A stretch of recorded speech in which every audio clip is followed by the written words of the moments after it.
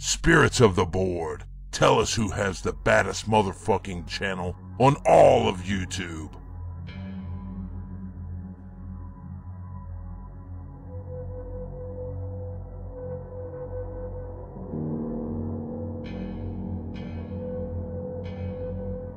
Hey, it's me, Ralph Viera, Dr. Fuck from the band Thrash or Die. And speaking of thrash, this is my very first thrash review. Hey man, I'm in a thrash band, might as well review a thrash album, right? And I picked my very first thrash review. I wanted to pick a band that's very special to me, very influential, and wasn't really a huge band. They were not a household word like Metallica, Megadeth, Slayer, Anthrax, and even Testament and Overkill. This band never really became as big as them, but you know what, man? This album I like more than just about every band I just mentioned. Their very first album was fucking phenomenal. It was like just beyond thrash, and still sounds as brutal today as it did 20 years already, you know, over 20 years. So, and I am talking about, and a lot of people out there that are really into thrash wishes this band would get back together. A lot of true thrashers out there worship this band as well. And there is a lot of true thrashers out there that couldn't get past the singer's voice and never really got into them. But I personally worship. His name is Sean Killian, and the band that he fronted was fucking Violence.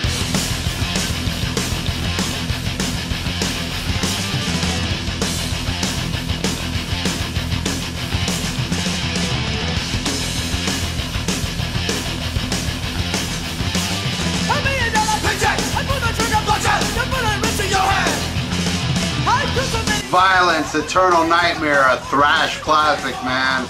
The very first time I ever heard of Violence was through a magazine. You know, they were very well promoted, even though they were on a small label called Mechanics. All over magazines, and I remember seeing you can order free demo from, I think, Canada, which I did, and I got it, and then I ran out and bought the CD soon afterwards, and God, what a great fucking album. What a mind-blowing album it was. It really did grab me on the first listen. Very first time I saw Violence was at the Button South in Hallandale, Florida, with Testament headlining, and they were doing a tour with Voivod, but unfortunately Voivod was not on that tour, but I did see Voivod around that time, so it don't matter. Well, it does matter. I wish they would have been on there as well, but hey, if they were, I wouldn't have probably seen them, because what happened that night was Violence was so fucking vicious that the crowd just erupted, and the club freaked out during Violence's set, because it was just so much stage diving, so much moshing. It was like they really got the crowd so fired up that by the time they ended, the club was so freaked out of what they just witnessed that when Testament came out, a riot happened soon after. They only played a couple songs, and I have an interview of Chuck Billy talking about that night. Let him explain exactly what happened. We were in Hallandale, Florida, this club called Button South, right in the middle, because one of the security guys grabbed one of the kids out of the front row and drug him across the stage, and he came bumping Eric and his guitar and walked right through like we weren't even playing, you know, and he walked over and knocked over all Greg's basses in the back, throwing this kid out, you know. So the crowd got all upset because they made us stop, and one of the kids threw a bottle up at the security guy, you know, so he grabbed the bottle, he turned back in the crowd, threw it right back into the crowd. And right then the crowd just went off, and a riot squad showed up, and 60 police officers, the whole force came down, and they escorted us right out of town, you know, right until we got all the way out of town. We're like, wow. Yeah, so after that, man, I said to my friend, hey, you know, we should leave, man. I have a bad vibe about this, because there was a lot of cops showing up.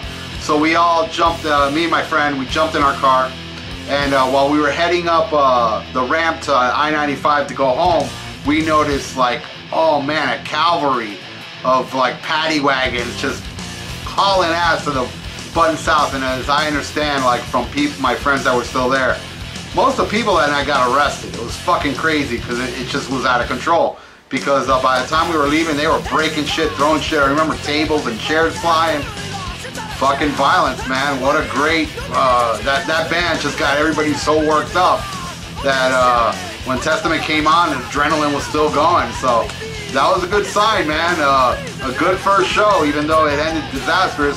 And I didn't get to see Testament on the New Order tour, but I did see him on the Legacy tour, my favorite Testament album that I will review eventually. So there's a lot more I want to tell you about Violence, but let's see if I can haul ass through the album and end the show with a couple little personal notes about Violence. So let's start with the fucking album.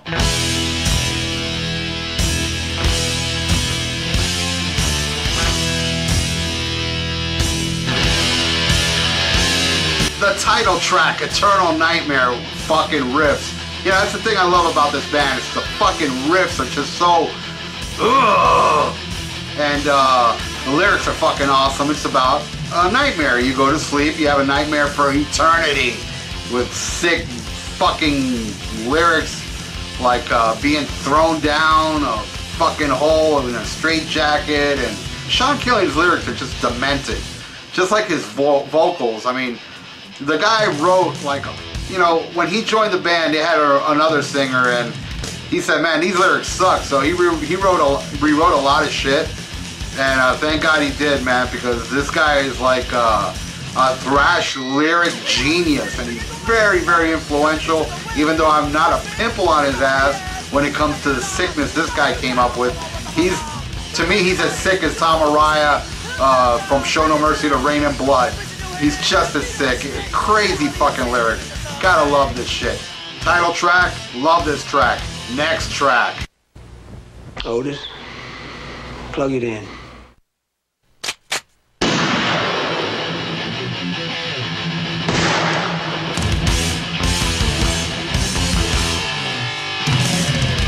Oh, as you can see, this has clips of Henry, Portrait of a Serial Killer. This is an unofficial video made by me. I made this video, and if you want to see it in its entirety, punch up Thrash Metal Tube. Just write that in, all one word, Thrash Metal Tube, and you'll see all the thrash videos I made. And I made a video for this and Call in the Corner. Yeah, so basically this song is about a serial killer, and I figured Henry, Portrait of a Serial Killer would go great to the music of this song. So the band did not have anything to do with this video. I don't even know if they like this movie, but boy, I'd be kind of shocked if Sean Killian didn't love this movie. It's sick and demented, just like his lyrics. And this song, fucking smoking. My Silent Grave, That's Where You Lay. Gotta love that shit. If you're a serial killer. Next track.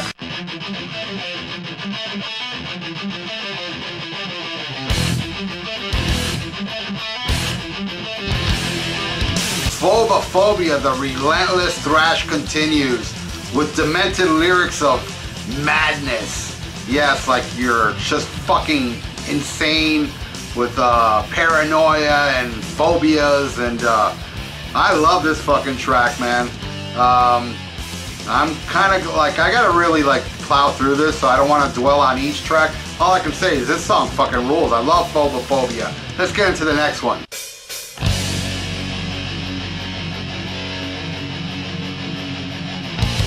Calling in the Coroner.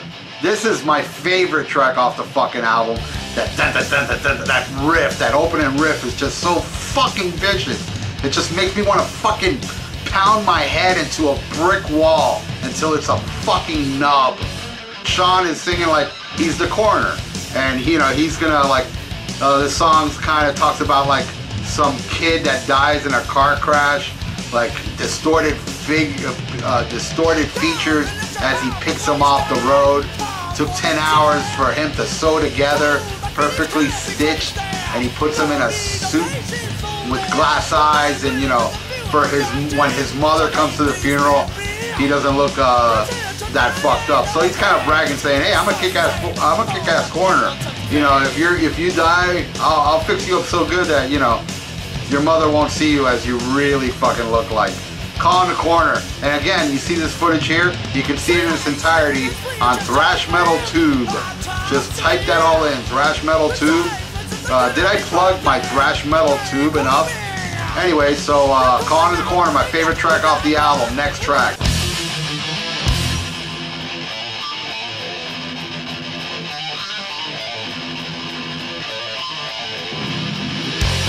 T.D.S, Take It As You Will. A song about heroin addiction. Pretty brutal stuff if you read the lyrics. Inject me, you know, and then like the guy's all fucked up on heroin, and then toward the end, feels like he's taking too much, speedball and everything, and he starts pounding on his chest, basically dying toward the end of the song. Great fucking song. I love this fucking song. I love every song off this fucking album. That's why I'm reviewing it. My favorite Violence album, kick-ass fucking song, and check out the next one.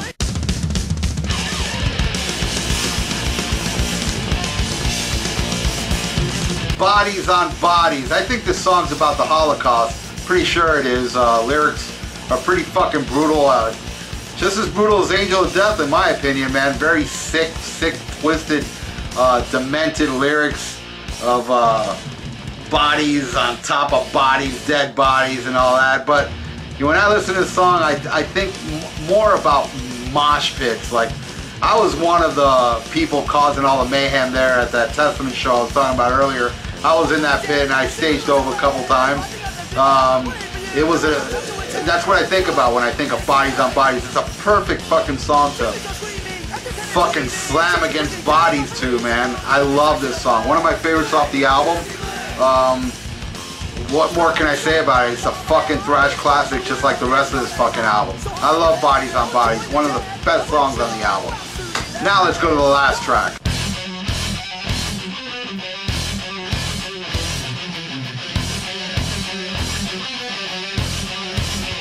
Kill on Command. Oh man, what a way to fucking end this album. Song about a hitman. Classic line, stand still and make my job easier. I love this fucking song. I love when it goes into $1 million paycheck. You know, I use that as the intro where you saw like the little caption, Viera Vault, and you know, episode 2. I use that section, which is toward the end, and then it just goes fucking apeshit. I love this fucking song. Totally about a hitman and Kill on Command, man. Probably my second favorite, right behind Call in the Corner. Fucking thrashing classic, man. Want to show you that I do have the original Violence CD. I bought it back in 1988, and it was so expensive on eBay a few years back. The original, because it was out of print, it was hard to get, and but they since released it, and I do have the remastered version out in my living room. It also has demos and live tracks. Back in 2001, I went to San Francisco with a buddy, and we went to see the Thrash of the Titans, which was a benefit show for Chuck Billy, who had cancer at the time, but no longer has cancer because he's a badass. Fuck yeah, Chuck.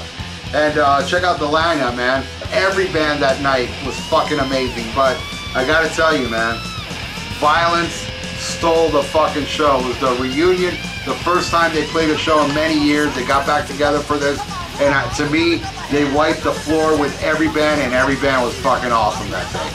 And if you want to see proof of that, you can see it in this DVD right here. It's called Blood and Dirt. It has the complete show of the Thrash of the Titans. It also has one of their last shows, live at Slim's, I'm sorry. And it brings a really good, cool documentary. It's a 2 DVD set. I highly recommend this. If you're a Violence fan and you don't own this, fuck dude, get on the ball, man. I believe you can get it on Amazon. Highly recommend this shit. I highly also recommend Torture Tactics, their EP, and Oppressing the Masses. And as you can see what I'm wearing now, I bought this back in 1990 when they came down here on the Oppressing the Masses tour. Well, actually, maybe it was Torture Tactics, just the back of the shirt says that. 1990, this shirt is 22 years old, and it's still holding together, even though it's full of holes, as you can see. But I can't get rid of it. And this skeleton here actually glows in the dark. I fucking wore it way too much. I should have taken better care of it, but I never wear it anymore. I just wore it for this special occasion. Anyway, so that is my review of Violence. So, go buy it if you love thrash, and if you listen to this and you haven't heard this band yet, and you listen to the vocals and you say, hey, you know that those vocals are pretty fucking vicious, you know? I highly recommend you get this one first. And if you like it, get Oppressing the Masses. You won't be sorry. And the Torture Tactics EP. Great shit, great shit. I highly recommend all Violence, even the last one, which isn't, it was not as good as the first three, but it wasn't really that bad. It was just a step in the wrong direction because pressure from the record company. Rob Flynn left because of the gayness that was going on. Either way, that's the end of my first Thrash review. And there will be more Thrash ones, man. I want to do one for Dark Angel, Darkness Ascends, one of my favorite fucking albums. And I also want to dwell into some more obscure bands that you might dig, but, you know, I don't want to stick to just Thrash. I want to do different shit. But this is my first Thrash one, and there will be more to come. So see you guys next time. Thrash or die, motherfucker. They call me Dr. Fog. You can't get enough.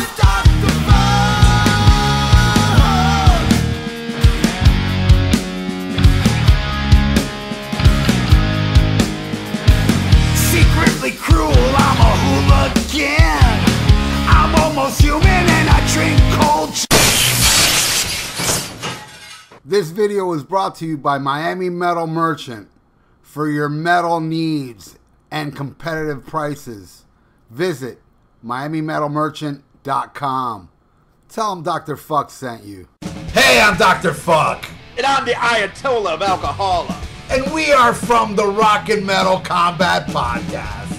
If you want to check out some crazy, uncensored, unbiased, totally nuts reviews of classic hard rock and heavy metal albums, check us out. You can get us on Podbean and iTunes. New episodes every Sunday. That's right. And we also do each other's moms. True. Free of charge. Well, mine charges. Oh, yeah. Yeah, mine's free. Hey, check out my podcast, The Viera Vault. We're on Spreaker, we're on iTunes, and we're on YouTube. Check it out and subscribe. Hey, headbangers, you want your own radio show? Well, you got it. On Thursday nights here on that metal station, join me on the Dr. Fuck Show. Go in the chat room and I will make you my co-host. That's right. Everybody that joins me in the chat room, I discuss whatever you guys want to talk about. I'll mention your name, I'll say what you say, and we're going to go back and forth. And I'll even fucking play whatever request you want. Unless it sucks, then I ain't playing it because my show rules. And only songs that rule is allowed right here on that metal station. The Dr. Fuck Show airs live Thursday nights at 8 p.m. Eastern. Hope to see you there. Well, no, fuck that hope. I better see you there, motherfucker.